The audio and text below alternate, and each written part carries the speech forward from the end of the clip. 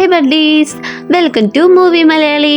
നമ്മൾ ഇന്ന് guess who I am എന്ന ഡ്രാമയുടെ 19ാമത്തെ എപ്പിസോഡാണ് കാണാൻ പോകുന്നത്. നമ്മുടെ കൂട്ടുകാരെല്ലാവരും നമ്മുടെ വീഡിയോ ലൈക്ക് ചെയ്തും കമന്റ് ചെയ്തും നമ്മുടെ ചാനൽ സബ്സ്ക്രൈബും കൂടെ ചെയ്യേണ്ടതാണ്.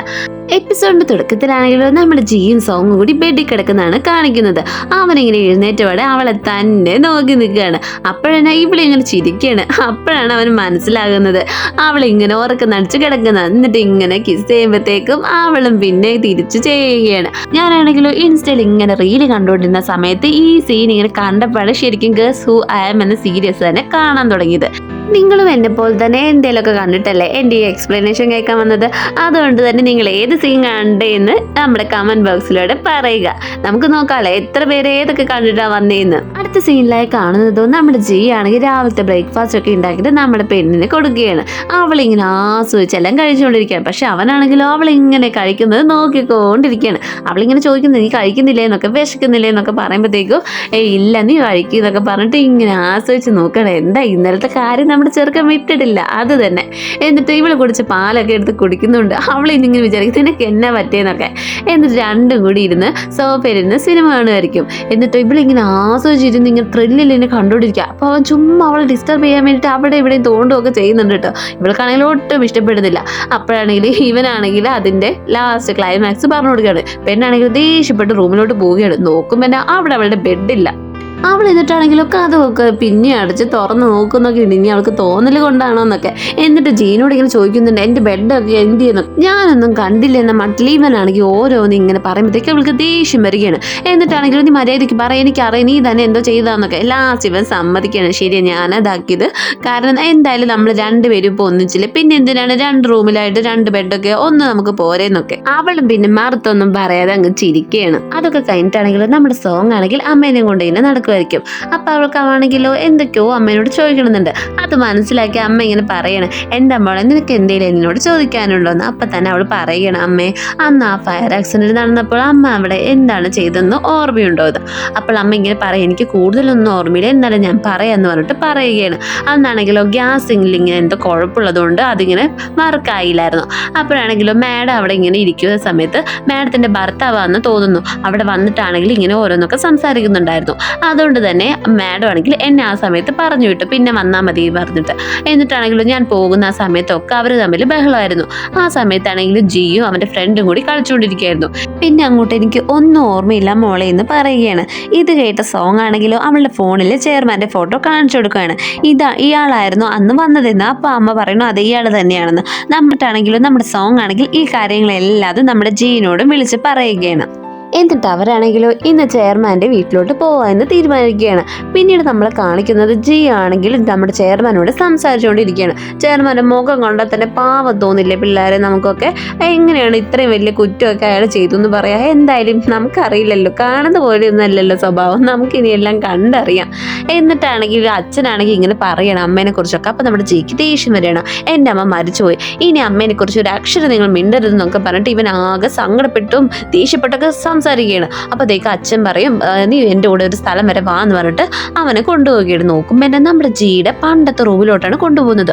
അവിടെ ജിയുടെ പണ്ട് അവന് കളിച്ച സാധനങ്ങളും കളിപ്പാട്ടങ്ങളും ഒക്കെ അവിടെ ഉണ്ടാകും. എന്നിട്ട് പറയും നീയും അമ്മ എന്നെ വിട്ടു പോയേ പിന്നെ എനിക്ക് നല്ല ഉറപ്പുണ്ടായിരുന്നു നിങ്ങൾ എന്തായാലും എൻ്റെ അടുത്തേക്ക് തിരിച്ചു വരുന്നു. അതുകൊണ്ട് തന്നെ എല്ലാ ദിവസവും ഞാൻ ഈ റൂം ക്ലീൻ ആക്കിയിട്ട് നിങ്ങളെ ഓർത്ത് തന്നെയായിരുന്നു ഇരുന്നുകൊണ്ടിരുന്നത്. അതുകൊണ്ട് തന്നെ എനിക്ക് നല്ല സങ്കടമുണ്ട്, നീ പറയുന്ന പോലെ ഒന്നും അല്ല എന്ന് പറയുന്നുണ്ട്. ഇതേ സമയം നമ്മുടെ സോങ് ആണെങ്കിലോ ചെയർമാൻ്റെ രണ്ടാമത്തെ ഭാര്യയുടെ കൂടെ ഇങ്ങനെ TV കണ്ടുകൊണ്ടിരിക്കുകയാണ്. പെണ്ണും പിള്ള ഒന്നും മിണ്ടാതെ TV കാണുകയാണ്. ഇവൾക്കാണെങ്കിലോ ചുമ്മാ ഇരിക്കാനേ പറ്റുന്നില്ല. പെണ്ണും പിള്ള മിണ്ടുന്നുമില്ല. എന്നിട്ട് ഇവിടെ ഇങ്ങനെ ഇറങ്ങി നടക്കണേ. നോക്കുമ്പോൾ എന്നാ ഒരു പെയിന്റിംഗ് ആണ്. എന്നിട്ടുള്ളൊരു ട്രിക്ക് പ്രയോഗിക്കുകയാണ്. ഇത് ജിയുടെ അമ്മ വരച്ച പെയിന്റിംഗ് അല്ലേ, ഇത് ഇപ്പോഴും ഇവിടെ ഉണ്ടല്ലേ എന്നൊക്കെ. അപ്പത്തേക്ക് പുള്ളിക്കാരി ഇങ്ങ് ഷോക്കാവണം. അത് അവള് വരച്ച പെയിന്റിംഗ് ആണോ? വെറുതെ അല്ല, അയാളാണെങ്കിൽ ഇത് മാറ്റാത്തത്, ഇപ്പോഴും അവളെ ഇഷ്ടമാന്നൊക്കെ പറഞ്ഞിട്ട് പുള്ളിക്കാരി ഇങ്ങനെ പറഞ്ഞുകൊണ്ടിരിക്കുകയാണ്. നമ്മുടെ സോങ് എന്തായാലും ട്രിക്ക് പ്രയോഗിച്ചത് നന്നായിട്ട് ഏറ്റിട്ടുണ്ട്. എന്നിട്ട് നമ്മുടെ സോങ് ആണെങ്കിലോ അടുത്ത് ചെന്നിരുന്ന് കുറച്ചുകൂടെ എരിവ് കൂട്ടി പറയുകയാണ്. ഇങ്ങനെ അവർക്ക് ഇഷ്ടമുള്ള സാധനങ്ങളൊക്കെ വെച്ചാൽ അവരുടെ ആത്മാവ് ഇവിടെ തന്നെ ഇങ്ങനെ അറിഞ്ഞു നടക്കുന്നു. അതുകൊണ്ട് അമ്മയൊന്ന് സൂക്ഷിക്കണം കേട്ടോ. ഇങ്ങനെ വേറെ എന്തെങ്കിലും അവളുടെ സാധനങ്ങൾ ഇവിടെ ഉണ്ടോ എന്നൊക്കെ ചോദിക്കാം. അപ്പോൾ പറയും ഇവിടെ ഇല്ല, പക്ഷേ ഏതോ റൂമിൽ ഇങ്ങനെ വെച്ചിട്ടുണ്ട്, അത് മാത്രമേ എനിക്ക് അറിയുള്ളൂ എന്ന് പറയാം. അപ്പോൾ അവൾ പറയും ആണോ, ശരി എന്നാൽ ഞാനാണെങ്കിൽ കിടന്നുറങ്ങിയിട്ട് അമ്മയെ റെസ്റ്റ് എടുത്ത് വന്നിട്ട് പറഞ്ഞിട്ട് പോവുകയാണ് കേട്ടോ. ഇവിടെ എസ്കേപ്പ് ആയി. പക്ഷെ എന്നാ അമ്മ ഇപ്പോഴും ആത്മാവിന്റെ ഒക്കെ കാര്യങ്ങൾ ഇങ്ങനെ ഓർത്ത് ചുറ്റും നോക്കിക്കൊണ്ടിരിക്കുകയാണ്. എന്നിട്ട് റൂമിൽ വന്നത് നമ്മുടെ ജീനോട് പറയുകയാണ്, ഞാനാണെങ്കിൽ ആന്റീനെ നൈസായിട്ട് പറ്റിച്ചിട്ട് റൂം ഏതാന്ന് കണ്ടുപിടിച്ചിട്ടുണ്ടെന്ന്. എന്നിട്ട് അവർ രണ്ടുപേരും കൂടി ആ രാത്രി തന്നെ ഇറങ്ങിയിട്ട് റൂമിൽ പോയിട്ട് ഇങ്ങനെ ഓരോന്ന് അന്വേഷിക്കുകയാണ്. അങ്ങനെ നമുക്ക് സോങ്ങിന് മറ്റേ കഫ്ലിങ്ങിന്റെ ഒന്ന് കിട്ടുകയാണ്. അപ്പോഴാണെങ്കിൽ അത് രണ്ടെണ്ണം അതിൽ വെക്കാൻ പറ്റും. ഒന്ന് നമ്മുടെ ജിയുടെ കയ്യിലുണ്ട്, ഒന്ന് അവിടെയുണ്ട്. അപ്പൊ അവർ കൺഫേം ചെയ്യുകയാണ്. കാരണം നമ്മുടെ സോങ്ങിന്റെ അമ്മയും പറഞ്ഞല്ലോ അവരിങ്ങനെ വഴക്കായിട്ടായിരുന്നു ലാസ്റ്റ് കണ്ടതെന്ന്.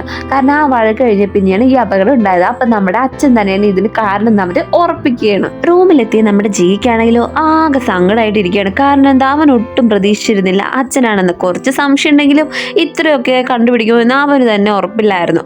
അങ്ങനെ ഇങ്ങനെ ഇരിക്കുമ്പോഴത്തേക്ക് തന്നെ നമ്മുടെ പെണ്ണ് വന്നിട്ട് പറയും, ഇങ്ങനെ സങ്കടപ്പെടേണ്ട, എന്ത് ചെയ്യാനാ, ഇങ്ങനെയൊക്കെ ആയിപ്പോയില്ലേ, ഇതിപ്പോ ന്യൂ ഇയർ ആന്നൊക്കെ പറഞ്ഞിട്ട് അവനെ സമാധാനിപ്പിക്കുകയാണ്. എന്നിട്ട് അടുത്ത സീനിലായിട്ട് നമ്മുടെ ചെയർമാൻ ആണെങ്കിൽ അയാളുടെ സ്റ്റാഫിനോട് പറയുകയാണ്, ഇങ്ങനെ സോങ്ങിന്റെ അമ്മ ഏത് ഹോസ്പിറ്റലിലാന്ന് കണ്ടുപിടിക്കുക, എനിക്കൊന്ന് പോയി കാണണമെന്ന്. എന്തിനാവോ എന്തോ, അല്ലെങ്കിൽ ആ അമ്മേനും കൂടി ഇനി എന്തെങ്കിലും ചെയ്യാനാണോ എന്തോ. ഇതേ സമയം നമ്മുടെ ജി ആണെങ്കിലോ അവൻ ഇങ്ങനെ പണ്ടത്തെ കാര്യങ്ങളൊക്കെ ഇങ്ങനെ ഇൻവെസ്റ്റിഗേഷൻ ചെയ്തുകൊണ്ടിരിക്കുകയായിരിക്കും. ആ സമയത്ത് സോങ് വന്നിട്ട് പറയും, നീ എപ്പോഴും ഇതിന് തന്നെ പുറകെ പോവല്ലേ, ഇതിന് കുറച്ച് റെസ്റ്റ് ഒക്കെ വേണം, അതുകൊണ്ട് നമുക്കിന്ന് ഡേറ്റിങ്ങിന് പോവാന്ന് പറഞ്ഞിട്ട് അവനെ കൂട്ടിയിട്ട് പോവുകയാണ്. രണ്ടുപേരും കൂടി സിനിമയ്ക്കാണ് പോയത്. സിനിമ കണ്ട് ഇങ്ങനെ ചിരിച്ചങ്ങ് മാറിയ രണ്ടെണ്ണം കൂടി. ഈ ടൈമിൽ തന്നെ നമ്മുടെ കണ്ണാടി ചെറുക്കനും സിയും കൂടി അങ്ങോട്ട് വരികയാണ്. ഇവരെ കണ്ടതും കണ്ണാടി ചെറുക്കനാണെങ്കിൽ അവളെയും വിളിച്ചുകൊണ്ട് സൈഡിൽ പോയിട്ട് പറയാണ്, കണ്ട് ഇവർക്ക് എപ്പോഴും ഒരുമിച്ചിരിക്കാലോ, നമ്മളൊന്ന് ഡേറ്റിങ്ങിന് വന്നപ്പോഴേ എല്ലാം കുളവായി, ഇനി നമ്മൾ എന്ത് ചെയ്യുന്നൊക്കെ പറഞ്ഞിട്ട് ആകെ വിഷമിച്ച് അവൻ നിൽക്കുകയാണ്. അപ്പം നമ്മുടെ സി ആണെങ്കിലോ അവൻ്റെ അടുത്തേക്ക് ഇതുപോലെ പോവാണ്. എന്നിട്ട് പറയും, അതിനിപ്പോൾ എന്താ, നമുക്കിപ്പോൾ അങ്ങോട്ട് പോയാൽ തന്നെ അവരെന്തേലും ചോദിച്ചാൽ നമ്മൾ ഡേറ്റിങ്ങിന് വന്നാന്ന് പറഞ്ഞാൽ പോരെ, നിനക്ക് എന്തെങ്കിലും കുഴപ്പമുണ്ടോ ചോദിക്കണം. അപ്പം തന്നെ നമ്മുടെ കണ്ണാടി ചെറുക്കനാണെങ്കിലോ ഒന്നും മിണ്ടാതെ അവളെ കിസ് ചെയ്യുകയാണ്. അവളെ ഒട്ടും തന്നെ പ്രതീക്ഷയില്ല അവൻ്റെ കയ്യുന്നത്. അങ്ങനെ പിന്നെ നമ്മളെ കാണിക്കുന്നത് ചെയർമാൻ ആണെങ്കിൽ സോങ്ങിന്റെ അമ്മയെ കാണാൻ വേണ്ടിയിട്ട് ഹോസ്പിറ്റലിലോട്ട് എത്തുന്നതാണ്. റൂമിൽ ഇല്ലാന്ന് അറിഞ്ഞതുകൊണ്ട് തന്നെ അവർ ഗാർഡനിലോട്ട് പോവുകയാണ്. നോക്കുമ്പോൾ അതാ അവരിങ്ങനെ അവിടെ ഇരിക്കുന്നുണ്ട്. അപ്പോഴേക്കും നമ്മുടെ ചെയർമാൻ ആണെങ്കിൽ ഒരു കോള് വരികയാണ്.